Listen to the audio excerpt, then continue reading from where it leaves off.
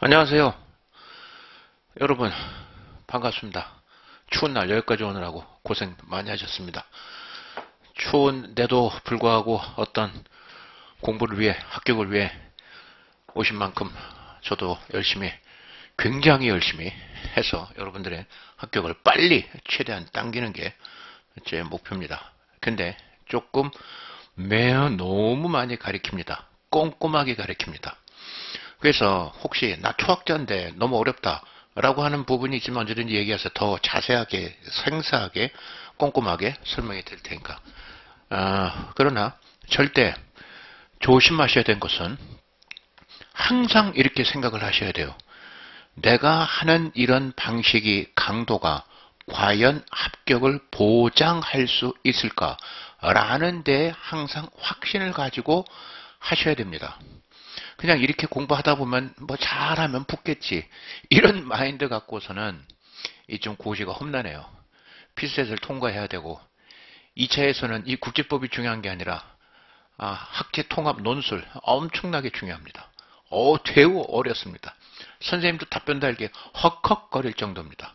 지난 2년 동안 이거 말고 또 다른 클래스에서 그거를 스터디를 통해서 했는데 2년이 넘어서도 아직 정답을 다 작성을 다 못 해놔서 거진 다 해놨는데 최근에는 또 애들이 또 필셋도 해야 된다고 또 빠져가지고 못하고 있는데 참 그거 일반적으로 선생님 생각하기에 그냥 이 국제법 국제정치 경제학 그냥 학과 정도 뭐 웬만큼 다 따라갔으면 그냥 술술 그냥 쓱 쓸 수 있는 거 아니냐라고 생각을 되게 많이 하는데 그런 사람들이 2차를 죽어도 통과를 못해. 1차 필셋도 겨우겨우 붙어놓고서 그것도 한 번에 아니고 두 번에 아닌 세 번째 또는 네 번째 또는 다섯 번째 5년째 붙었는데도 불구하고 그 떨어진 그 순간 학제 통합 논술을 좀 더 처절하게 했어야 되는데 뭐 2차도 안 됐는데 무슨 1차도 안 됐는데 무슨 2차 공부까지 그런 의식이 그 3년차 4년차 5년차 있는 동안에 막상 또 1차가 돼도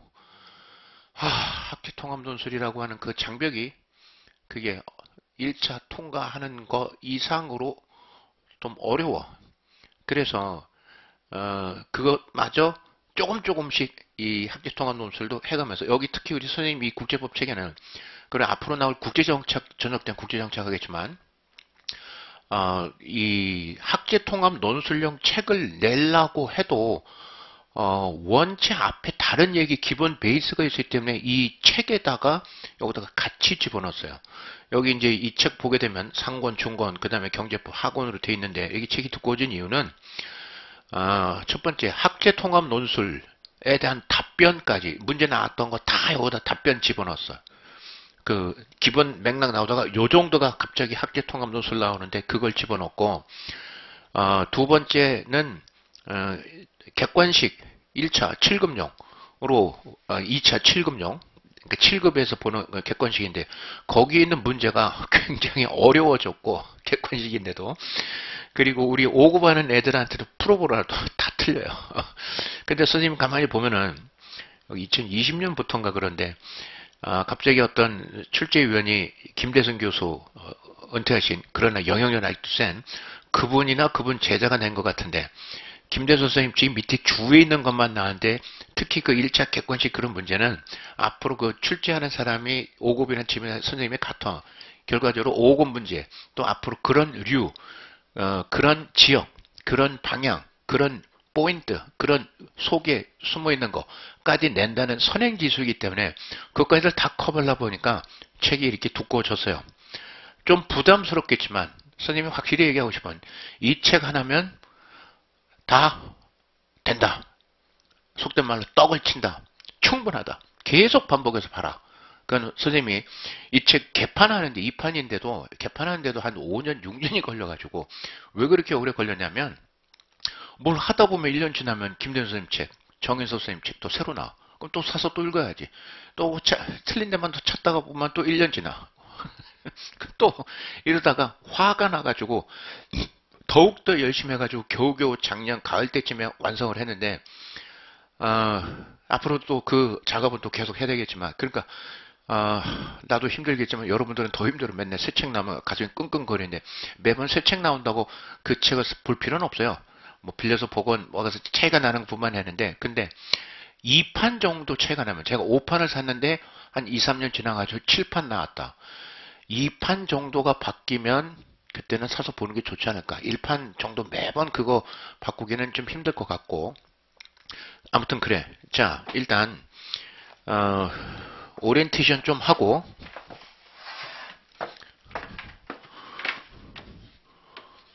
선생님은 맨날 이런 주제는 맨날 이런 이렇게 제목으로 해. 2023년 대비 겨울방학 특강인데, 아마 선생님은 이렇게 하라고 되는데 앞으로 하게 될 거, 근데 예비순환이라고 얘기를 하고 싶어. 그 예비순환 때는 이거 다음 진도를 나가게 될 것 같은데, 학원에서 특별히 요청하는 것은 완전 초학자들이 하는 거니까 그걸 좀 맞춰달라. 그걸 감안할 거예요. 감안하면서 목표치도 생각해야 될 거 아니야. 목표치는 배운 거 당장 답안지에 써도 잘 썼구만 한 정도. 답안지, 좋은 답안지 작성 능력까지를 가야 됩니다.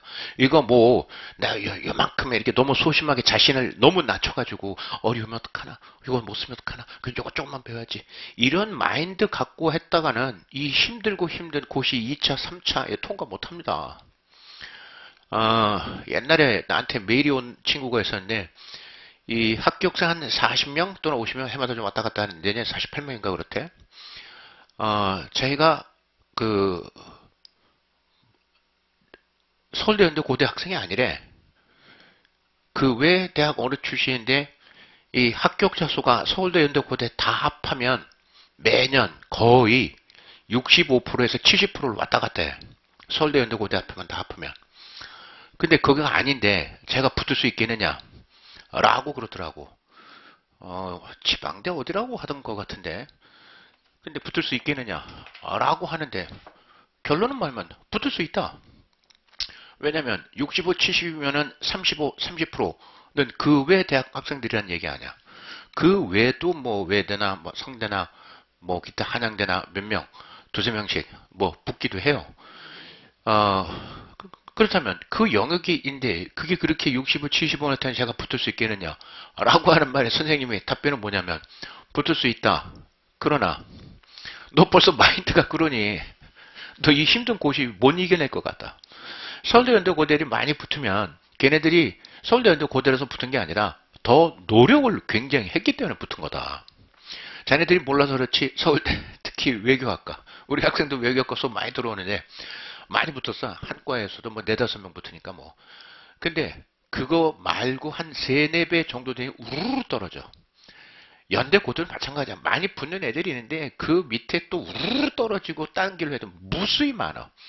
그러니까 그 학생은 붙은 애들 몇몇만 그것만 봐서 그렇지, 걔네들이 우르르 떨어진 것도 그렇게 많다는 거 잘 모르기도 하거냐. 두 번째로는 그 걔네들이 서울대연대 고대에서도 죽어라고 열심히 한 놈만 되지, 연대 고대 나왔다고 다 붙는 건 절대 아니야. 결코 아니야. 지금도 연대 모 학생은 벌써 지금 내 갑자기 누가 생각나는데, 올해 보면 4번째 보는데, 4번째 1차만 4번째 보는데 이번에 떨어지면 그만둘 거다 라고. 근데 그동안 2차 준비는 해왔는데, 필세까지 아니 학계 통합 논술까지 열심히 시켜왔는데 그만둘 거다 하는데, 사실 4년 동안 해와도 1차를 못 붙으면 이거 안 되는 거 아닌가 하는 그런 어떤 두려움에 엄습해가지고 이게 내 길 아닌가라는 생각도 들 수는 있어요. 그러니까 4번째까지는 꼭 봐라. 5번째, 6번째는 선택이야. 근데 꽤 있어. 되는 애들 꽤 있어. 문제는 된 다음에 2차를 보러 가면 넉 달 만인데 그 해는 힘들고 그 다음 해야 되는데 또 빚을 또 봐야 된다는 부담도 들지만, 그렇게 4번째, 5번째, 6번째 보면 2차 준비 죽으라고 해놔야 되는데, 사람 마음이 아까도 얘기했듯 1차도 안 되는데 2차를 모이라는 것 때문에 막상 또 1차 붙으면 2차가 또 후루룩 떨어져. 그러다 보면 한 6년, 7년 후루룩 가다 보면 30대 넘어요. 그러면 이제 아버지가 아프고 엄마가 아프고 또 아버지가 정년퇴직했다 그러고 뭐 등등 하는 집안의 여파 때문에 또 그만두는 경우가 되게 많아. 그렇기 때문에 지금 여러분 20대 초반, 뭐 22살, 3살 그때쯤 맞지? 2살이야? 어, 그때 이 기회에 내가 고시를 하겠다는 이 자신의 결심 굉장히 칭찬하고 또 이런 상태에서 이 공부를 허용하게 만든 부모님, 아버님 또 여러 여건 감사해 하면서 고시 공부 외에 딴 생각하지 말고 죽어라 꼭 공부만 하셔야 돼. 희망을 갖고 열심히 그 다음에 자기가 이 고시하게 되면 대개 또 어떤 대학을 제대로 못 갔다 라고 하는 어떤 억하심정 인정투쟁을 하고 싶은 그런 욕심이 있는데 그거는 할 수 있고 해야 돼요. 근데 문제는 치밀하게 멀리 내다보면서 선생님 수업하는 것처럼 채곡 기본 갈았고 닦아가면서 그렇게 해야 되고 지치지 말아야 돼. 남하고 비교를 하지 말라고 하는데 그러면서 지를 비교해서 조금 울면 되게 좋아하는데 남하고 비교를 한번 해보세요. 하면서 조금 더 내가 더 잘하고 있으면 마음 먹고 좋다 자부심 갖고 자보다 못하는 것 같으면 나 뭐 하는 거지? 라고 하면서 더 열심히 해야지. 비교당하면 기분 나쁘다 그만둘래. 이런 식의 마인드 갖고는 하면 안 돼요. 굉장히 저돌적으로 불그레. 요새 이번 월드컵 카타르 월드컵 계기로 해서 unbending 뭐라고 해야 되나? 굽히지 않는 마음, unbending mind라고 표현할까? 라고 하는 거 그게 정말 중요해요. 자 일단 예비 순환에서 첫 번째 준비물은 이 책 정통국제법 이거 어마어마한 책입니다. 보시면 알아요. 선생님도 올해 2024년이 24년 차인가? 올해? 내가 98년부터 했으니까 2024년 차. 2024년 동안 맨날 여기서 강의만 섰다는 게 믿어지지가 않는다. 시간이 하도 빨라서. 정통국제법 2판 상중 하가 있어요. 상은 국제부의 주체라는 부분이에요. 국가, 국제기구, 개인을 다뤄요. 하는 객체요. 영토, 해양, 우주, 항공을 다루고 아이고 미안. 중, 하 하는 International Economic Law를 다뤄요. International Economic Law는 근데 외시는 요새 안 나와. 안 나온 이유는 한 3, 4년 전부터 통상교섭본부가 산업자원부로 이전하면서 그때부터 안 나와. 근데 이 수업이 누구야? 국제통상지도 들으니까 나중에 이번 수련인데 못하고 나중에 그때 가서는 또 다시 한번 하게 될 테니까 근데 조금은 알고는 가야 되고 국제경제법이 우리 외시 입장에서 전혀 공부 안 하는데 전혀 공부 안 했다가 무슨 일이 터지냐면 즉 이 부분은 행시 통상직은 필수예요. 꼭 나와요. 오케이? 근데 외무직 그러니까 저기 외교관 후보자 시험이라 그러냐? 외교관 후보자 시험? 오늘 나눠준 프린트도 거기 있는데 외교관 후보자 시험. 에이 외교관 후보자 시험에는 옛날 외시나 똑같아. 이름만 바꿨어. 하도 뭐 외시가 욕먹으니까 슬쩍 외교관 후보자하고 그러니까 애가서 외교관 후보가 됐고 2년 동안 그 서초동에 있는 외교연구원에서 2년 동안 교육받고 그 다음에 쭉 나가는데 거기서 몇 점 명 떨군다 그러는데 전번 강경화 장관 때서부터 기껏 붙어왔는데 뭐 또 떨구냐. 떨구는 거 없애버렸어. 그러니까 후보자가 아니야. 일단 이 시험만 붙으면 다 이제 외교관이 되는 거고 연수 2년 받고 이제 자리 배치되는 거지. 그 연수원에서 또 한 서너 명 떨군다는 거 없어졌어요. 이제 후보자 시험도 아니야. 그러면 그래서 옛날처럼 그냥 외시라 그렇게 떨어지는 거 없어뜨렸어요. 그리고 지금 박진 장관도 그 부분을 바꾸진 않았어요. 자, 그 다음 어쨌든 외무직에서는 출제가 안 돼. 그런데 선생님이 어떤 점에서 중요하냐면 이 신림정 동네에서 다른 어떤 선생님은 자꾸 선생님이 강조하는 것은 바로 학제 통합 논술 때문에 그래요. 앞으로 줄여서 통술이라고 할게. 어떤 사람은 통론 그러기도 하는데 선생님 통술이라고 할게. 그게 더 술술 풀린다는 생각 때문에 그런데 첫 번째 학제 통합 논술은 문제 되게 어려워. 양도 많아요. 문제지가 3장에서 4장 정도 나와요. 읽고 쓰는 데까지만 3, 40분 걸려.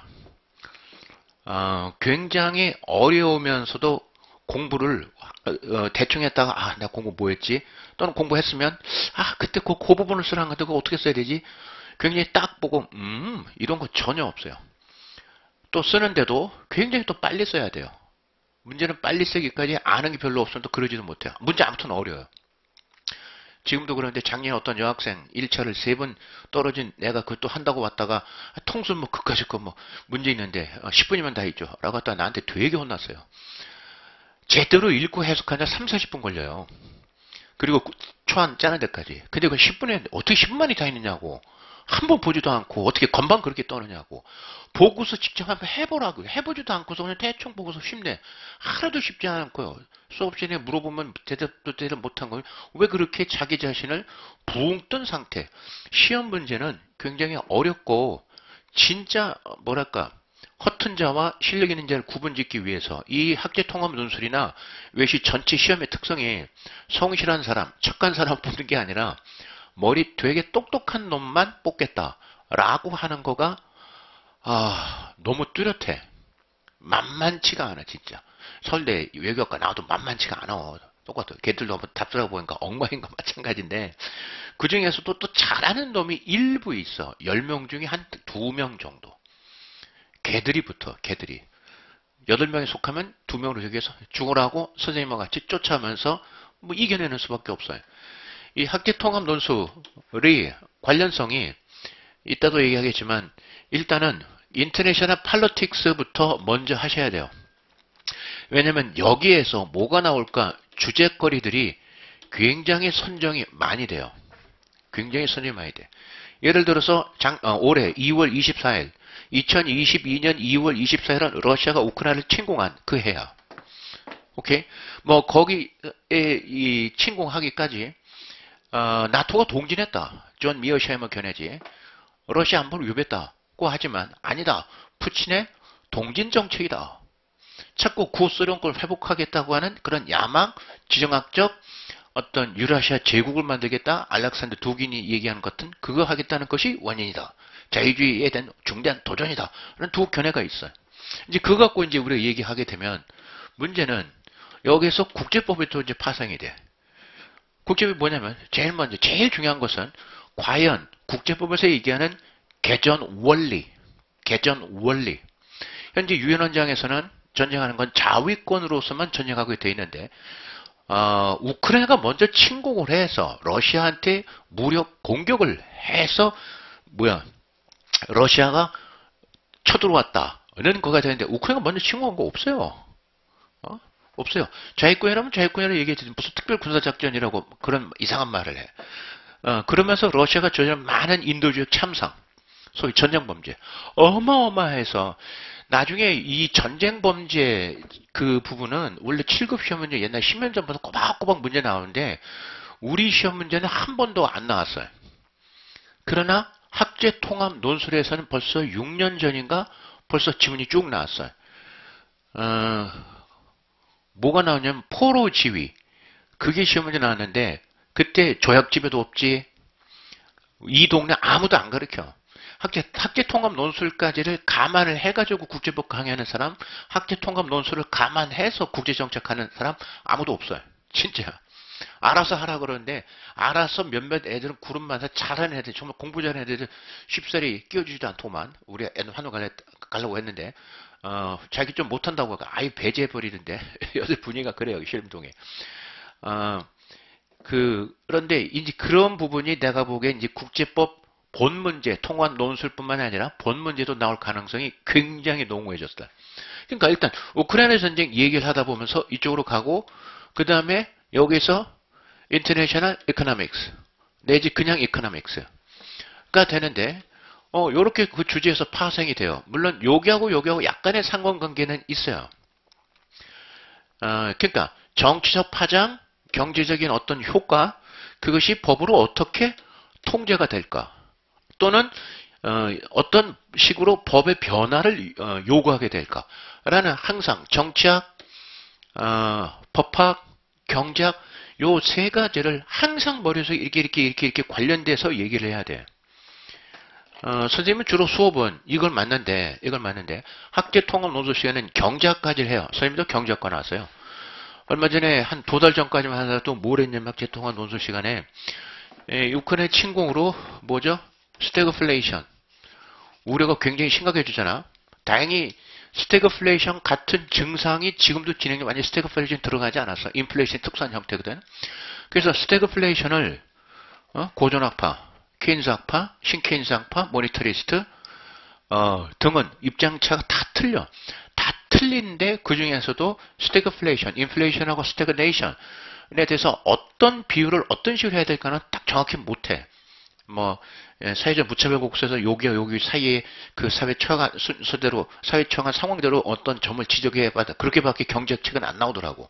어쨌든, 이런 식으로 주제성이 굉장히 밀접하고 앞으로 이 부분에서 얘기를 굉장히 많이 해야 되는데, 바로 이때, 여기서 여기 나오고 시험 문제 할 때, 이게 외부지 출제가 안 된다는 것은 국제법 과목에서 안 나온다는 거지, 학기 통합 논술에는 그냥 나와요.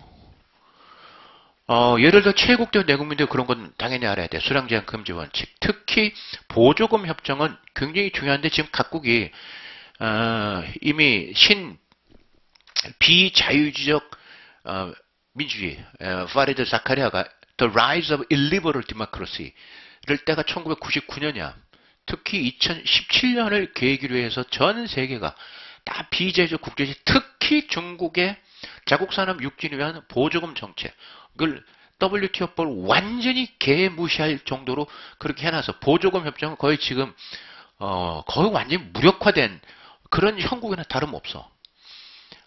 예를 들어서 환경 보호를 하기 위해서 어떤 탄소 배출 억제 기술 배터리 쓰면 보조금 준다 라고 하면 그런 거는 자국산 제품뿐만 아니라 해외 그런 제품도 줘야 되는데 중국 자국산 제품만 줘요. 오케이? 미국 IRA라고 하죠. 인플레이션 감축법. 오케이? 그것도 미국과 FTA 체결한 나라와 또는 동맹국에서 광물 자원을 조달한 나라의 배터리에만 준다 해서 우리가 지금 배제대 지금 협상하고 있죠. 말이 안 되는 거예요. 그러나 우리나라는 금년까지인 걸로 알고 있는데 전기차 쓰면 보조금 주는데 그것이 중국산이건 테슬라건 다 줘.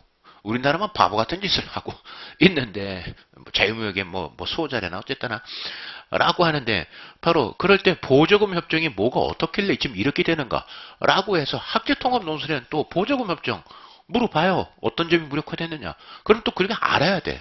문제는 뭐냐면 이놈의 신림동 선생들이 이걸 언급을 안 해.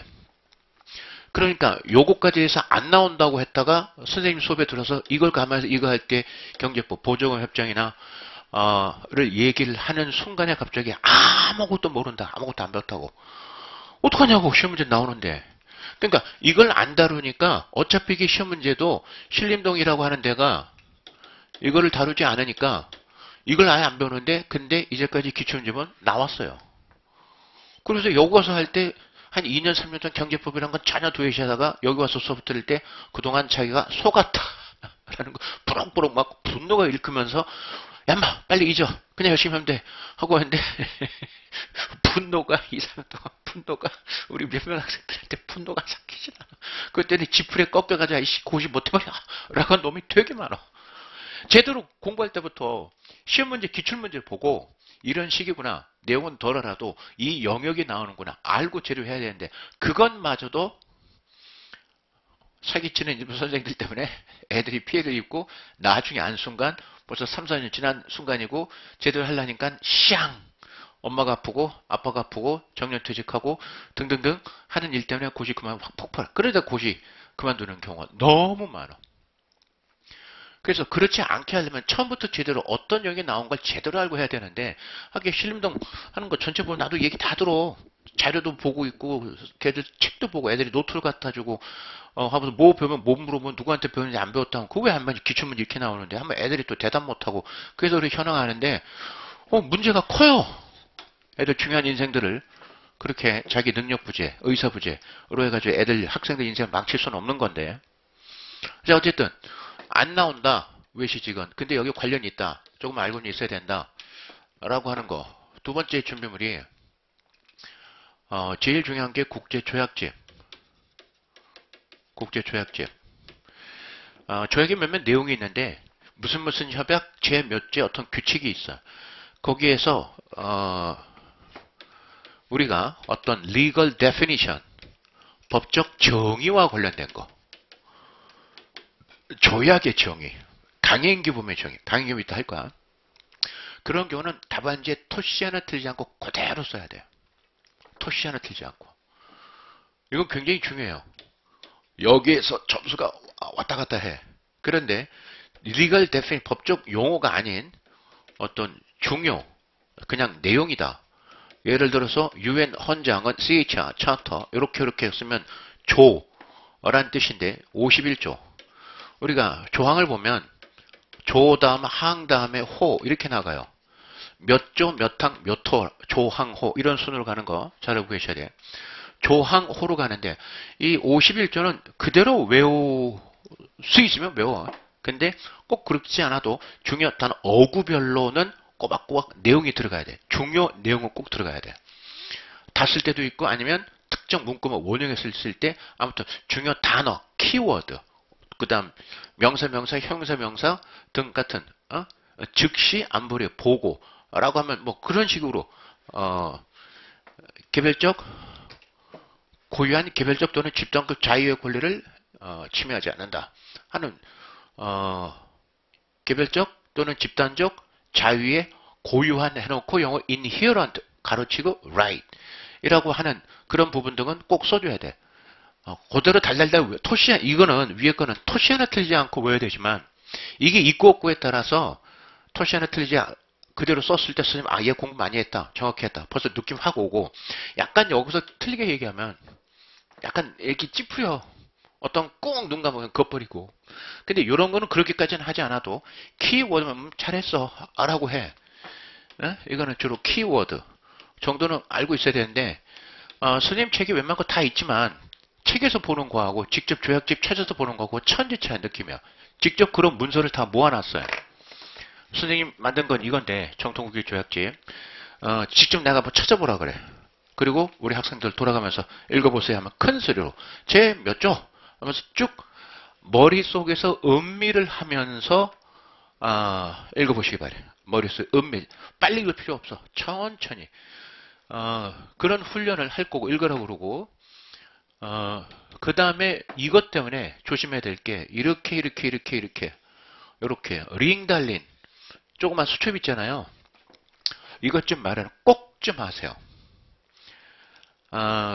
이건 해놓고 무슨 조약 제 몇 조 해놓고 여기 있는 내용을 쭉이 아니라 어떤 제가 외울 수 있을 만큼 어구를 잘라서 한 줄, 또 한 줄, 또 한 줄, 이렇게 여백도 많이 남겨놓고 날 또 쏠을지 모르니까 뒷면에 내버려두고를 꼬박꼬박 하세요. 조금 너무 작은 거 하지 말고 한 손바닥 정도 그러면 좋겠는데 이걸 하는 이유는 뭐냐면 벌써 10몇 년 됐다. 여기 앞에도 써놨는데 이걸 하게 된 계기는 어떤 여학생이 이렇게 뭘 물어보면 사실 또 그런 애는 또 붙어. 붙는 애들은 사실 수업 수업하는 과정에서 벌써 차이가 많이 나. 이 100% 대답을 잘해요. 그리고 또 다른 옆에는 맨날 뭐 물어보면 버벅거리다가 죄송합니다. 나한테 죄송해 할 필요 없어요. 그거는 자기 자신한테, 자기 인생한테, 자기 부모한테 죄송하다 그러지. 분명히 시간도 주고 읽을 머리도 되는데 그것이 외적 어떤 요소에 돈이건 여자건 종교건 뭐 어떤 집안 문제 등등 때문에 거기에 신경 써가지고 지가 공부를 제대로 할 걸 하지 않았는데 왜 나한테 죄송해? 지가 지한테 죄송해야지. 앞으로 결과는 뻔하지만. 근데 하는 애는 굉장히 잘해서 매번 할 때마다 내가 박수 치라 그러거든. 그럼 애들도 우 하고 자꾸 걔를 봐. 그래서 내가 그런다고. 얘 계속 하는 거 보면 답안 잘 쓰겠지. 왜냐면 외우라고 했을 때 이 말로 하면은 답안지에 잘 쓰여. 생각해봐. 다 배웠다 하더라도 뭐 서브노트를 해도 답안지라는 데서 들어가면 정신이 없어. 뭐부터 어떻게 써야 될지. 근데 알고는 있어. 자기가. 알고는 있는데 말은 못해. 그런데 답안지 쓰라고 그러면 더더욱 못해. 어? 아는 거하고 쓰는 거하고는 틀려. 근데 말하는 거하고 쓰는 거하고는 똑같아. 다시 한번. 알면서도 말은 못해. 그러면 2차 시험장에서는 끝장이야. 항상 여러분들이 공부에 어떤 학습의 패턴의 목표로는 내가 배운 걸 이렇게 머리 돌려서 말로 해봐. 친구로 대화를 해봐.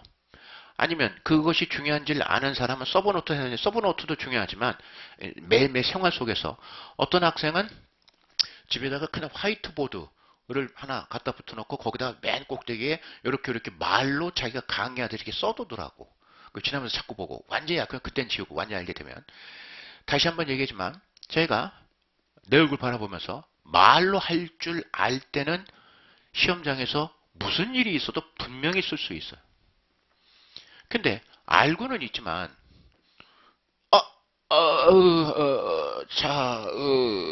이런 상태가 나오면 떨어져요.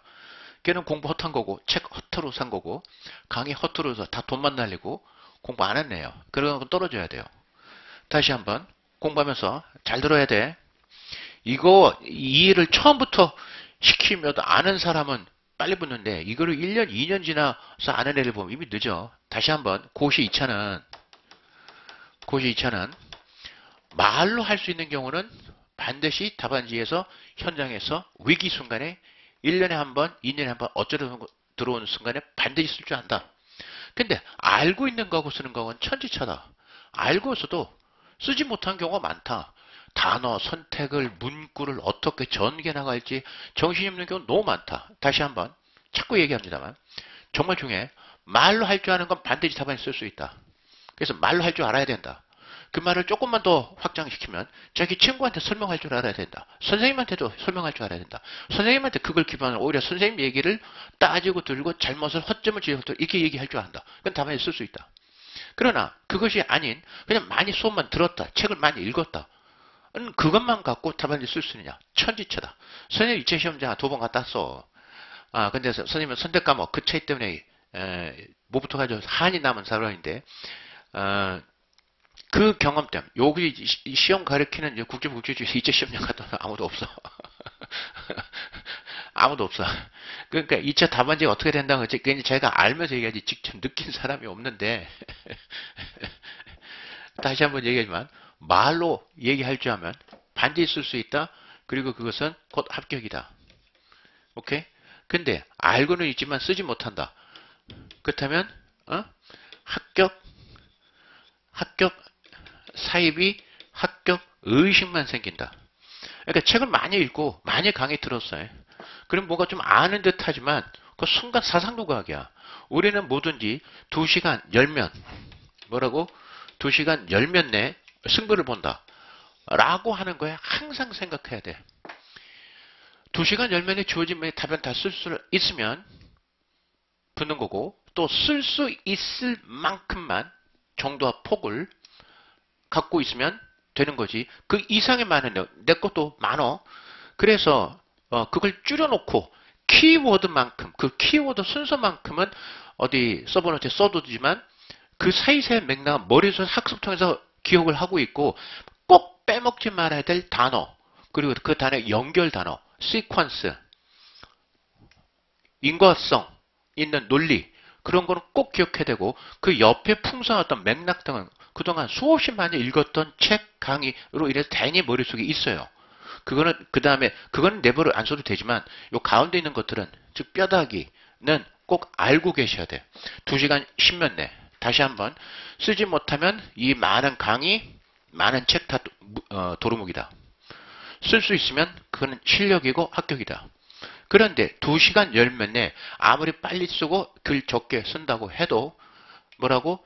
그 이상으로 많은 지식을 넣을 필요는 없다. 근데 초학자들은 그게 무슨 말인지 모를 수 있으기 한 5, 6개월 지나면 이제 조금 우리 일주일에 한 번씩 답안지 톨마다 쓸 거야.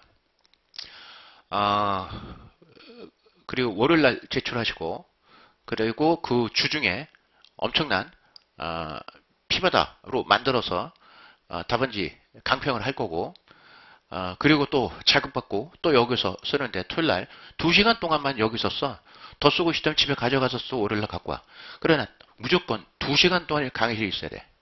2시간이라는 시간의 길이가 어떤 건지는 직접 강의실의 시험장에다 생각하고 좀 하셔야 돼. 책 보고 써도 상관없어. 딱 2시간 동안만 이 시간의 흐름이 어떤가를 꼭 좀 음미하길 바래. 굉장히 중요한 거야. 책 보고 써도 상관이 없어. 그리고 또 한 가지 얘기했지. 책 보고 쓴들 정리가 안 돼 있으면 책을 많이 옆에 갖다 놓은들 못 쓴다는 거. 선생님이 학교 다니면서 뭐 오픈북 한다고 하고 시험 하는데 다 읽고 책 한 7-8권 들고 가서 썼는데도 시간을 제한해 놓으니까 다 필요 없더구만. 다 꿰고 있어야지 나오지. 간혹가다 모르는 거는 이 책 저 책 보면서 그런 시간 다 보내니까 오픈북이 오히려 더 쓸모가 없는데 어쨌든 그건 알아서 해봐야 돼. 2시간은 꼭 여기서 지켜봐야 돼. 더 쓰고 싶은데 안 된다. 그거 써갖고 오도 되고. 근데 오지도 않고 한 30분에 답답해 하고 뭐 딴 거 또 주말 놀아야지 등에 쑥 나가버리면 2차 시험, 2차 합격 귀신이란 게 있는데 2차 합격 귀신에 반역을 저지른 거고 죽어도 안 됩니다. 2시간이라고 하는 것은 정말 1차도 어려운데 2차만 통과하면 3차에서는 몇 명 떨어지고 거진다 분 그 중요한 거를 처음 시작할 때부터 그렇게 경솔하게 하대했다간 그 2차 합격 귀신으로부터 어마어마하게 천둥 번개 맞습니다. 몽둥이로 뒤통 팍 터지게 만들었습니다. 정말 힘들다. 괜히 여러분 협박하는 게 아니고 우습게 내가 얘기해서 그렇지. 정말 그렇습니다. 2차 한번 떨어지면 정말 1차 떨어진 그 이상으로 하늘이 땅이 떵거 뿌르륵 떨어지는 그 나락의 마음에서 그거를 마음을 다시 잡고 시작한다는 건 무지 어려워. 또 부전에는 대개 한 번은 꼭 그런 일이 있는데 그거는 다시 태어나는 길만큼이나 더 어려운데 역시 초심이 중요하기 때문에 될 놈은 그걸 이겨내더라고. 안 되는 놈은 거기서 빠져가지고 결국 나락으로 빠져버리고 굉장히 중요합니다. 바로 이때 이 부분을 위해서 이걸 꼭 하셔야 되는데 그 여학생이 잘하는데 너 어떻게 잘하냐 했더니 자기 사촌언니가 사시를 붙었는데 자기가 이제 이 5급 공부를 한다고 하니까 모든 법학은 저걸 해야 된다. 조문수첩. 그래서 매번 화장실에서 짬짬이 계속 읽으면서 해. 맞아. 공부 시간이면 얼프번더 기억이 되지가 않아. 툭 하면 툭 나올 정도로. 그러면 매번 짬시간. 그렇다고 길거리 가면서 차가운 데도 그런 건 하지 말고.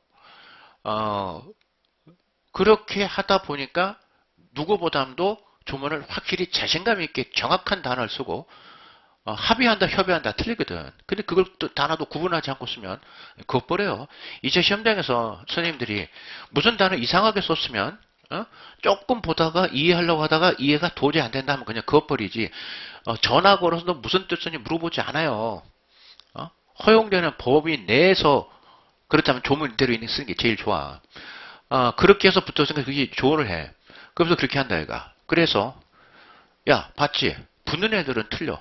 당장 너희들도 해. 그래서 그 다음서부터 이게 자연스럽게 그렇게 하게 돼 있어요. 그리고 몇 달 전에는 이렇게 오고 있는데 요 앞강에 있어서 문 열리는 데서 누가 아는 목소리가 들리는데 내가 오기 한 30분 전에 와가지고 그 빈 강의실에서 어떤 여학생인데 추리닝 바지를 입고 여기 올라가서 가부좌를 틀고 막 외우고 있더라고. 내가 와서 맨날 물어보니까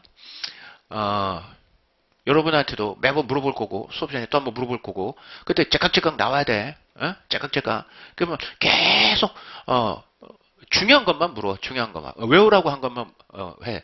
어느 정도 되면 그 다음서부터 여러분들이 요거 외워야 될 정도 외워야 된다. 답안지 써야 된다. 그러니까 알게 되면 스스로 알아가서 하겠지만 그걸 꼬박 물어보냐 대비한다 이거. 그 역시 잘해.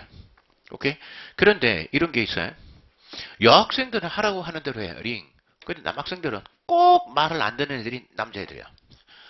이렇게 스프링 달린 거를 이렇게 하는데 이거 하지 마. 왜 그러냐면 일단 중요 조문만 그렇게 해놓으면 이렇게 한 권이 돼. 근데 이제 조금 더 공부를 하게 되면 무슨 협약별로 서로 섞이겠지. 그러니까 무슨 협약별로 이렇게 다시 풀었다가 해줬다가 모으려면 이걸 해야 돼. 근데 이렇게 해가지고 뭐 어떻게 할 거야? 스프링 뺐다가 다시 끼고 뭐 어떻게 할 거야? 그 작업 언제 할게요? 그러니까 하라는 대로만 해. 하라는 대로. 어구별로 자르고 오케이? 어떤 여학생은 굉장히 놀랍던데 내가 그거 하라고는 안 했는데 이 국제부 케이스 많거든요. 판례 사례. 사례도 조금 더 큰 거에다가 제가 또 재정리해가지고 또 팔려말도 그렇게 보던 수 있던데, 그것도 하고 싶으면 하고, 나는 안 해도 될 거라 하는데 제가 해야 이 방식이 익혀지니까 그것도 그렇게 해야 무슨 판례 특정 어군 이렇게 쓴다고 하는데 뭐 그것도 어, 어, 각자 알아서 필요하시면 그거 하시고 굉장히 중요해. 예? 붙는 애들 틀리냐고 틀려요. 작년 겨울에 이렇게 오고 있는데 아침에 들어오는데 어떤 여학생들은 들고 다니는 게 많아요. 근데 뭘 뚝 떨어뜨리는데 엘리베이터 기다리는데 조약집이 떨어져. 다른 법학 과목 아는 학생이었는데 그래서 하고 이제 손이 없잖아. 그래서 내가 주워 줬어요. 고맙습니다 그러는데 내가 주워 준 이유는 선생님이 착해서가 아니라 그 조약집이 그 학생의 수험 생활에 법학 공부에 얼마나 중요한지 너무 잘 알고 있어. 그런데 들고 다니는 게 많이 떨어지니까 그거는 누가 뭐래 내가 먼저 주워 주려고도 했을 거야. 그 친구는 나를 단순히 착한 사람이다 라고 생각하면 착해서가 아니라 그거는 그 조약집의 중요성을 너무나 잘 아니까 그거는 내가 우러러서 먼저 도와주고 싶어야 할 텐데 이게 도와야 한다는 실천 이성이었어. 완전 실천 이성. 그런 정도야. 오케이?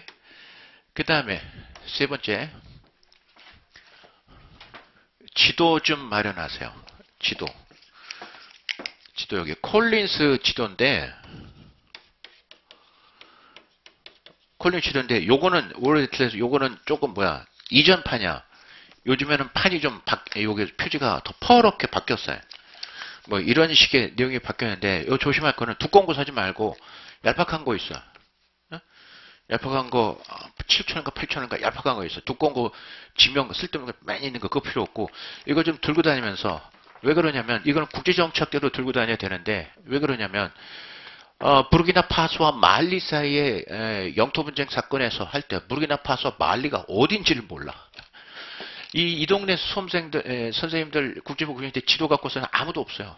그러니까 부르키나파소 말리라는 음성만 기억하고 있지 어딘지 모르니까 거의 영토 분쟁이 어떻게 되니까 생각을 못하는 거야.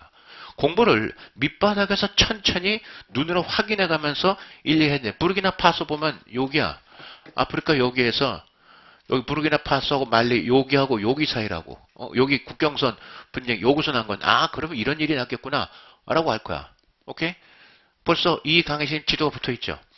내가 미리 자신있게 얘기하는데 이 동네 국제부 국제적지 어떤 클래스에 강의실에 지도 붙여놓은 선생님 있으면 나와보라 그래. 지도는 반드시 일일이 확인해야 돼. 공부하다가 머리 가면 지도 봐도 확 머리가 깨우쳐져. 이거 지도 보고 그 다음에 이제 지도를 좋아하게 되면 이렇게 지구본 조그만 거 있어. 큰 것도 좋고 집에 어렸을 때 있으면 그것도 옆에 찾아놔. 이렇게 보면 또 틀려. 위에서 내려다 보면. 오케이? 내려다 보면 틀려. 중국이 또는 북한이 미사일을 쏜다 하면 이렇게 간다. 아니에요. 지도 보면 이렇게 원체가 되기 때문에 이렇게 여기서 미사일 쏘면 이렇게 북극을 통해서 이리 가. 그러면 또 거리도 가깝고 칠 수 있어요. 오케이? 그런 경우는 원형으로 봐야 더 이해가 되는데 그래서 일단 거리나 어디서 사격을 한다, 어디서 대비책 세운다 라는 공간 감각이 생겨. 부르키나파소 말리, 우리 아프리카, 남미 엄청나게 특히 여기 어디야? 여기 니카라구아하고 옆에 엘살바도르 온두라스 사이의 경계 획정 사건 등등 하면 뭐 어디가 어딘지 여기 환경보도 무지 잘 나오는데 지도 해놨지만 직접 일일이 봐야 돼요. 근데 이 외국 지도가 좀 자세하고 좋아요. 국내 지도는 조금 무겁기도 하고 쓸데없는 관광지 얘기도 있고 별로 자세하지가 못해요. 선생님도 지도책이 한 열 몇 권인데 왜 그렇게 됐냐면 뭘 이렇게 찾으면 나와야 되는데 없잖아. 그래서 어디 있는 거 교보 가서 있는 거 찾고 했으면 그거 샀다가 또 없으면 그럼 그것도 나오고 이번에 찾는 것도 나오고 하다 보니까 제일 들고 다니기 좋고 좋은 게 바로 요 지도더라. 지도 꼭 들고 다니시라.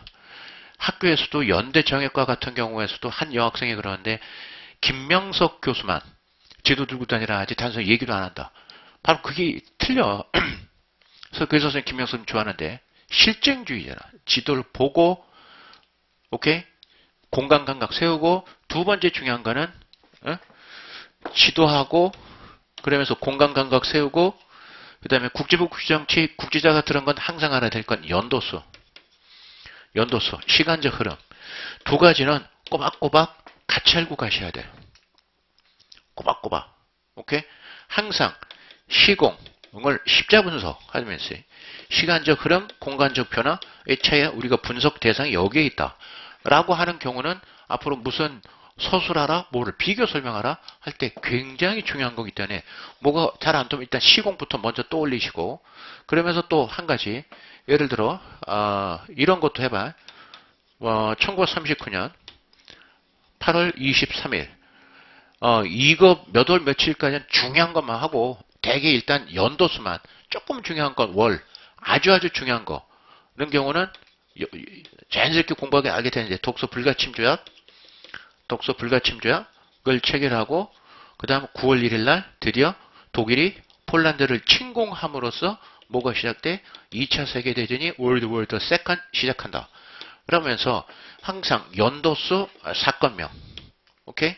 연도수 사건명 이렇게 알고 또는 연도수 지명 항상 연도수를 먼저 앞에서 외우는 습관 들이시는 것이 앞으로 뭐 글을 쓰다가도 선후관계 막 연도수를 안 외우니까 뒤죽박죽 돼가지고 완전 엉망으로 만든 친구도 있고 연도수를 알아 그 다음에 사건이 어떻게 자연히 전개되는 것도 알 거고 오케이? 연도수 지명, 연도수 사건명을 바로바로 연도수를 먼저 하면서 이렇게 바로 하는 습관을 들여놔야 공부가 오류가 없어지게 되고 그리고 공부가 굉장히 재밌어진다. 꼭 외우고 계셔야 되고 오케이? 지도 그 다음 네 번째는 뭘 하다 보면 선생님도 헷갈리고 만큼 진행되고 있는 거를 알고 싶은 게 되게 많아요. 아이고 안 갖고 왔네. 그래서 인터넷을 할 수 있는 기기 오케이? 뭐 핸드폰이면 핸드폰인데 되게 수업 시간에 애들이 요 태블릿을 갖고 오는 경우가 많은데 태블릿을 강권하다시피 뭐 쓸 것도 많고 구글 찾아서 볼 것도 많고 등등해서 찾아보시라 하고 제가 맨날 시킬 거야. 어떤 7급 학원에서는 종합반에 뭐 이런 것도 주더라. 중국제. 근데 요게 요새 필요해졌어. 너무나 많은 사실들이 많아서 책이 두꺼워도 책이 적으면 더 찾아볼 것도 많고 그러면서 일일이 약간 옮겨놓고 뭐 즐겨찾기 올려놓고 하면서 이 정보통신기구를 충분히 마음껏 활용하면서 학습에 도움이 돼야 될 것 같아요. 일단 이래요. 선생님이 그 외로는 내가 초학자들에서 필요가 없을 것 같기도 한데 이건 필수는 아니야. 선생님 책 정통국제법을 이걸로 수업을 하는데 이렇게 했으면 좋겠어요. 뭐냐면 초학자들한테 권하는 건데 정인섭 교수 책이 있어요. 서울대 은퇴하셨는데 아주 좋아. 깔끔한 문체로 되어 있어요. 이거는 그것하고 또 입문제형 말고 제대로 된 거 좀 사전에 먼저 읽었으면 제일 좋겠어요. 선생님 책보다도 더 문구가 부드럽다, 치밀하다. 그거는 굉장히 칭찬하고 싶어요. 근데 문제는 그거 정도의 중요한데 그 정도 수준 갖고 거기서 배운 수준 갖고 2차 시험 문제 답변이 좀 부족해. 좀 더 들어가야 돼. 근데 여기에서 문제가 뭐냐면 영문 판결문이 있어요. 오케이? 사건 교도 별로 없고 영문 판결문이 이게 좀 어려워. 선생님이 한 1순위나 2순위 들어가면 이 선생님의 판례백제 800제 책을 이거 갖고 더 하거든. 사건기 해놓고 주판결문은 영문인데 판결문이 우리 학생이 영어를 공부 많이 안 해서 되게 어려워요. 한 문장 번역하는데 한 4-5줄이거든. 맨날 of which, in which 하면서 관계 부사, 관계 대명사 절로 계속 이어지고 동격 삽입고 들어가고 정신없어요 아주. 라고 하는데 하긴 해야 돼요. 왜냐하면 아까 얘기했다시피 학계통합 논술 시험 문제는 조문이 영어로도 나오더만. 조문이 영어로도 나와. 근데 영어 공부 별로 안 하고 있다가 뭐 저기 토익 토플 점수 그거만 하고 있다가 되게 당혹하는데 좀 해야 돼. 특히 영문 판결은 좀 더 자세한데, 근데 하다 보면은 완벽한 문법화해서 단어 법률 용어만 찾으면 쉽게 하는데, 그것도 한 3, 4개월 해야 이게 좀 정상으로 올라오지, 이것도 안 해버릇하면 이것도 무수히 장벽이야. 판례백제에 있는 거, 여기에도 있는데, 그 이외 거는 이걸로 본 데가 나중 일이고, 여튼 영문 판결문을 꼭 해야 되는데, 이걸 공부를 안 해요. 근데 이 판결문 대부분은 여기다가 혹시 오류가 있다면 내 책임이긴 하지만 정말 노력해서 번역을 해서 실어놨어요. 오케이? 그래서 이거 한번 해보고 안 되면 원래 찾아보면 다 있을 거야 아마.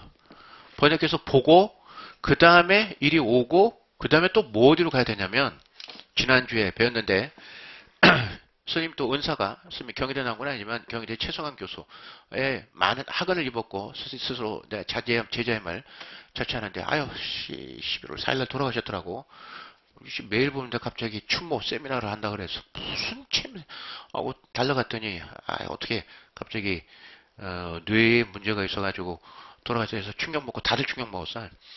라고 돼 있어서 너무 안타까운데 그때 세미나 때 김대중 교수가 좌장을 맡았는데 오랜만에 또 은퇴하신 분을 보니까 반갑더구만. 김대중 교수 책을 또 봐야 돼.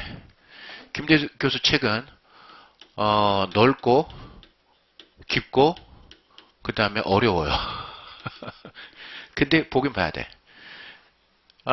책을 읽고 김대중 교수 책을 읽으면 조금 쉬워질 거야.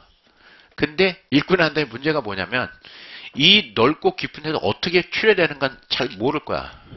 그러면 다시 여기로 와. 들어있는 거 거진 다 있을걸? 거진 100%라는 말은 못해 거진 다 있을걸? 그래서 스님 왜 책을 그렇게 썼는가 이런 거를 알 거야. 즉 무슨 말이냐, 이거를 중심으로 하되 사전에 이거 보고 오면 더 좋겠지만 이 부분은 완전히 이리 와라. 오케이? 그리고 다시 한번 이리 가보는데 특히 여기 깊고의 부분이 주에 있는 건데 필요한 주는 스님이 또 요약을 해놨고 해. 그 필요 없는 건 아예 과감히 너무 들어간 건 필요 없이 빼버렸어. 했지만 이것이 전체 맥락이 어떻게 된 건 이 책에 보면 이거 안다. 오케이? 강권하는 건 아닌데 서울대, 연대, 고대 강병근 교수 또 누구더라? 두 분 더. 이 누구야? 까먹었다. 충남대 교수 같은데 이재공 교수인가? 이 안토니오 카시스란 이태리 학자가 쓴 책인데 너무 좋아. 카시스도 책도 김대중 교수 많이 인용했는데 번역해 놓은 거 있어요.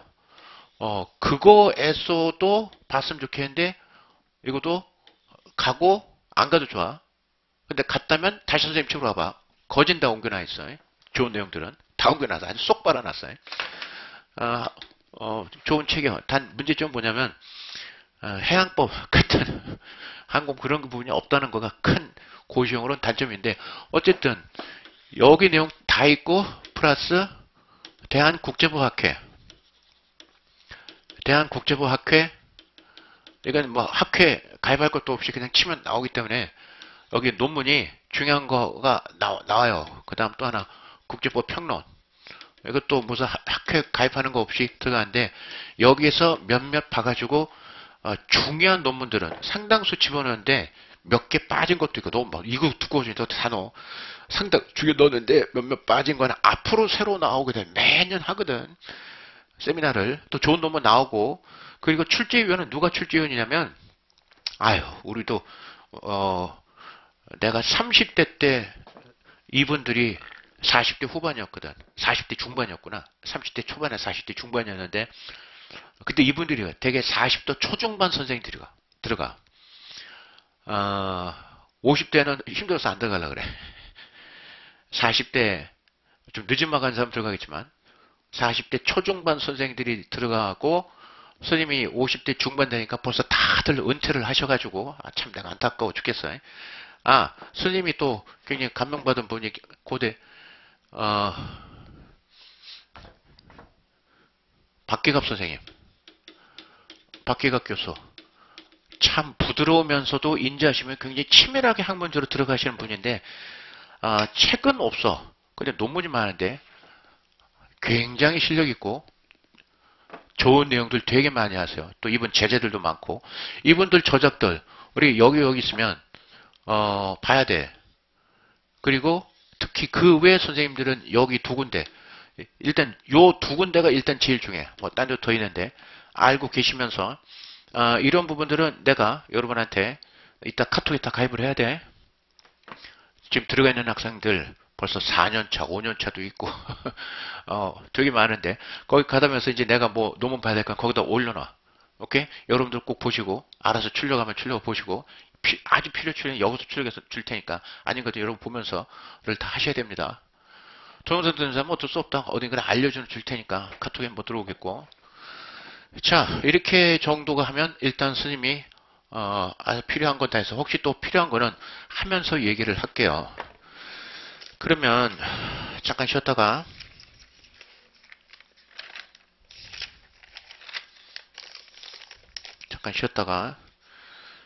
책의 구조 앞에 뭐 서문이 있고 참 이렇게 좀 해요. 첫 장 넘기면 2판 서문 돼 있는데 프레핏 밑에다가 페이지 1이라고 좀 쓰세요. 이건 이제 페이지가 안 들어간다는데 페이지 1이라고 좀 쓰세요. 그 다음에 2 여기 이 페이지 거기 나오는데 앞으로 시험 많이 올 거야. 정신무장에 관련된 여러 용어들이에요. 3 4 5 6 논리 횡적 골수 위한 국제법 체계. 조금 있다가 다시 얘기할게. 잠깐 쉬었다가 국제법 전체가 어떻게 되는가 하고 아무것도 모르는 학생들을 위해서. 그 다음에 고시 공부 방법론은 대충 조금 할게. 이거 지금 공부 방법론 다 하고 또 하기엔 공부 방법이 너무 많아. 대충 알고 하면서 시시때때 자꾸 봐. 이렇게 해야 되는구나 저렇게 해야 되는구나 이런 걸 할 테니까. 그래서 그 공부 방법론이 7페이지고 8, 9, 10 페이지 다 써. 11, 12 국적 가치 충돌 사례가 13페이지야. 오케이. 국제부 저 위인들은 그냥 대충 보세요. 객관식 용 때문에 내기 집어넣어놨고 라틴어 법원이 별표 5개 치고 답안지 꼭 써줘야 돼. 이 동네 상당수 라틴어 법원 안 가르치는데 그건 큰 문제예요. 왜냐하면 라틴어 법원 자체가 법리가 들어가 있어. 법적 이치. 꼭 얘기해야 돼. 이런 뭐뭐를 구성한다. 반대의 증거 제시되지 않는 한 그대로 인정된다. 프리마 파세이라는 뜻인데 너무 중요한 라틴어 표현을 아예 모르는 경우 많던데 그래서 내가 상당수 선생님 왜 그걸 가르칠 걸 안 가르칠까 하고 그거 물어보면 모른대요. 말도 안 돼요. 라틴어 보면 굉장히 중요합니다. 중요 어구들은 다 써놨어요. 자꾸 오면서 자꾸 볼 거고 라틴어는 발음 순서대로만 얘기하면 돼요. 라틴어 꼭 쓰는 습관 들여놔야 돼요. 라틴어 쓰면서는 더욱더 내용이 더 진해져요. 확실하게 이해가 돼요. 한자와 한글 사이의 관계라고 생각하면 돼. 라틴어 영어, 라틴어 불어 관계가. 라틴어는 무식한 놈들. 라틴 아메리카 말이죠. 그러면 10명 중에 2~3명 똑고 그러는데 아닙니다. 라틴어는 고대 로마어입니다. 이제 언어적으로 죽었지만 해리포터 영화나 교황 선생님 연설에 아직도 라틴어가 많이 나옵니다. 학문 용어 주로 쓰여 있죠. 판결문에도 라틴어 생투성입니다. 국제사법재판소 판결문에도 라틴어 생투성인데 어떤 라틴어는 라틴어 사전이나 뭘 봐도 없는 경우가 있어. 그때는 선생님이 아주 미치고 환장해. 그래서 막 독일어 비슷한 문구 찾아가지고 이런 데나 유추한 경우도 되게 많은데 저 팔려백지에서도 어떤 라틴어 번역하느라 되게 애를 쓰고 어떤 거 그냥 쑥 넘어가도 어떻게 안 나오니까 참 그러니 우리나라에서 라틴어 이제 독팔의 IC 재판권 나올 텐데 언제 어느 세월에 누가 나올는지 모르겠어. 어떤 인재가 나올려나 라고 해서 쭉쭉쭉쭉 이렇게 나와 있는데 일단 그 현재 수업은 저기 어디야 페이지 어디야? 페이지는 46페이지 1장 국제공동체의 역사적 전개 과정과 국제 발전. 오케이? 여기서부터 할 거예요. 하면서 일단 초학자들한테 조금 중요한 부분은 전체 얼개설계를 알아야 되니까 아까 여기 표 나왔던 거 어딨냐? 6페이지 6페이지도 가끔가다 와서 할게. 방법론 맨 처음에 논리의 횡적 구성을 위한 국제법 체계. 논리가 되게 이렇게 종으로 많이 되어 있는데 옆으로도 장과 장, 챕터와 챕터 사이의 논리를 이해를 하셔야 돼요. 그래야 국제법 전체 구조가 이렇게 해서 챕터가 이렇구나. 선생님이 이 장 배열을 챕터 배열을 되게 고민했는데 김대수 선생님 책도 좋고 조현 선생도 좋은데 서로 체제가 틀려. 그 체제 틀린 이유는 나름대로 두 분 선생님이 어떤 철학에서 그렇게 배열했는데 그걸 감안하면서 어느 책 빠지지 않게 선생님 스타일대로 묶어놨으니까 그건 선생님 책 배열이고 공부하다 보면서 알면 되고 여러분이 좀 안 다음에 다른 선생님 책을 보면 이렇구나 저렇구나 하는 걸 그 다음에 알게 돼. 그리고 또 오늘 또 사전 작업할 게 있어요. 또 무슨 작업이냐면 일단은 상중하로 나눴는데 맨 뒤에 864페이지 국제법 기출문제가 있어요. 국립외교원 후보자 시험 외무고시 라고 해놨죠. 외시행시, 사시, 변시까지가 다 있는데 참 변호사 시험권은 내가 미처 생각 못했구나. 이거 또 찾아서 줄게. 봤을 텐데 내가 깜빡했다. 내일이나 찾아서 줄게. 뭔 말이냐면 작년에 나왔기 때문에 2021년 기출문제까지는 여기 다 있어요. 879 2020년 외교관 후보자 시험 22년도 봤는데 그건 없죠. 그거는 오늘 나눠준 거를 거기다가 순서대로 해서 살짝 풀 여기다 붙여서 옆에 이렇게 싹 꽂아도 딱 사이즈가 들어가. 뭔 말이냐면 근데 순서대로 좀 하셔야 돼. 아이고 이전 판엔 때는 이게 한 수십 장이었는데 저녁 때 구지정 제한도 그렇게 될 수밖에 없지만 순서를 어떻게 하냐면 일단은 여러분들이 보시기에 지금 이리 되어 있지만 이렇게 옆으로 집어넣을 거 아니야. 외교관 후보자 시험 문제를 제일 먼저 하고 두 번째 국제법이 선택이 되어 있고 가로치고 또 선택이고 가로치고 국제통상 되어 있어요. 참고삼아 국제통상직 시험은 국제법이 필수야. 근데 선택은 일반직하고 출입국 관리 얘기는 국제법 선택인데 문제가 2번, 3번 두 가지는 똑같아. 오케이? 외교관 후보자 등등 돼 있죠. 그 다음에도 또 AB 양국 오염, 대기 오염도 똑같죠. 근데 아까도 얘기했다시피 국제통상직은 국제경제법 필수여서 1번만 국제경제법 문제야. 그런데 2문. 근데 이 선택의 1문은 여긴 또 고유의 또 국제경제법 아닌 영역에서 나와. 그러니까 그거 하나만 차이고 나머지 2, 3은 똑같은데 근데 이렇게 하자고. 순서를 아까 외교관 후보자 시험 그거 그 다음에 선택 그 다음에 국제통상 그렇게 해. 그렇게 하고 순서 그렇게 하고 그 다음에 요거를 이렇게 옆으로 끼워 넣는다 라는 전제하에 요 밑에다가 제일 처음 거에다가 아니다. 거기다가 881이라고 써요. 881. 다음에 선택 파트에 잠깐만. 선택 파트에 그렇게 집어넣을까? 그러겠다. 행정고시 파트에는 898페이지 맨 밑 899페이지 봐. 책에 899. 거기 가면은 선택이라고 되어 있는 부분에 899 다음에 뭐라고 집어넣을까? 그냥 헷갈리지 않게 900이라 합시다. 이 2022년도 국제법 선택 밑에 페이지에는 900 집어넣고 그 다음 뒤에는 그래 뒤에도 집어넣어 901 그 다음에 국제통상 거기에는 902 뒤에는 903 이래 해두고 901은 거기에다가 899 오케이? 그거 사이에 898, 99 거기다 집어넣고 풀을 살짝 여기 하고 묻고 또 하고 살짝 집어넣어. 물풀로 해. 딱풀 말고. 그렇게 하고 그 다음에 아까 외시 뒤에다가는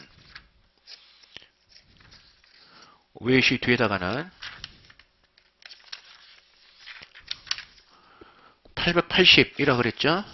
881, 그 다음 뒤편은 882라고 쓰세요. 해가지고 880페이지 거기다가 살짝 꽂아두세요. 선생님 뭐 좀 얘기하다가 뒤에 기출문제도 봐라 하고 확인할 거예요. 선생님처럼 내가 왜 이걸 강의를 했고 여러분이 왜 배워야 됐냐면 기출문제가 이렇게 나왔으니 여기에 이렇게 대비하려면 이렇게 써야 된다. 내가 왜 이거 강의했냐? 이 기출문제 이걸 쓰기 위함이다. 항상 기출문제 베이스드. 기출문제 풀기 위한 그런 강의만을 할 거야. 되게 다른 선생님들 보면 기출문제 알아서 보고 자기 혼자 강의할 거면 쭉 강의하는데 그거 큰일 납니다. 뭘 여러분이 배워 돈 주고 배워 하는지도 제대로 모르면서 그냥 강의에 떠서 강의하고 쫓아가기만 하고 기출문제 알아서 하는 거지 라고 했다는 알아서 할 놈이 거의 없습니다. 좀 더 자세하게 득점하는 요인들은 따로 있기 때문에 항상 뭐 강의하고 나서 걸리면 기출문제 보고 기출문제 그런 얘기를 작업을 해야 될 겁니다. 그래서 아예 선생님 이렇게 포스트잇 붙여놨지 외교관 후보자 거기에다가 865페이지에 이렇게 외시기출 포스트잇 큰 걸 붙여놨어요. 행정고시에도 빨간 걸 붙여놨고 변호사 시험에도 거기도 붙여놨고 변호사 시험 2022년 거는 내가 깜빡했어. 그건 또 해서 줄 테니까 거기다 하고 매번 이렇게 책 나온데 이 기출문제 그렇게 하는 수밖에 없죠. 그리고 오죽 얼마 이게 중요했으면 기출문제는 여기만 하는 게 아니라 중권 뒤에도 기출문제 또 붙어 있어. 오케이? 중권은 중권 나갈 때 또 기출문제 또 여러분 좋아서 똑같이 작업해. 기출문제 똑같이 들었고 저기 학원 국제경제법도 그리 되어 있어요. 그건 뭐냐면 매번 이제 예비 1수나 2수나 3수나 등등 갈 때마다 보는 경우가 틀릴 테니까 기출문제 앞에 뜯어갖고 와라는 못하겠고 계속 뒤에 거 보게 하려고 그냥 계속 같이 집어넣어서 머릿말은 맨 앞에 한 군데만 있지만 얼마나 기출문제를 중시하고 그걸 알아야 제대로 즉 모든 기출문제 학제통합 논술 문제까지 포함해서 그걸 풀 줄 알면 제대로 공부한 거고 바람직한 방향으로 공부한 거야. 그리고 실제 갖춰진 실력이고. 근데 기출문제 안 보고 알아서 해라. 이런 식으로 자기 혼자 강의하고 자기 혼자 그냥 그게 보다 보면은 나중에 기출문제의 정확한 폭과 깊이 현황을 알게 될 때는 굉장히 충격에 빠져서 으쌰 다시 하면 되지가 아니라 아이 씨발 나 그동안 뭐 한 거야 하면서 좌절합니다. 2, 3년 지나고 난 다음에 자신감이 더 생겨야지. 2, 3년 지난 다음에 오히려 더 좌절하면 그게 공부가 제대로 된 겁니까? 아니죠. 자체에 대한 신림동이 자꾸 그렇게 만드니까 그게 되지 않으면 선생님 말대로 하라는 대로 쫓아와서 해. 제일 고시 문제가 어떤 건지 어떻게 해서 선생님이 사기치고 어떻게 해서 애들이 떨어지게 되는지 그걸 다 이겨내고 사이비를 다 몰아내고 제대로 엑기스로 정통 국제법 괜히 정통 붙인 말이 내가 괜히 그냥 자랑하고 싶어 선전하려고 붙인 말이 아니란 말입니다. 유념하시고 열심히 하셔야 됩니다. 열심히 또 할 겁니다. 잠깐만 쉬었다가 46페이지 보면서 왔다 갔다 하면서 잠깐 쉬었다 합니다.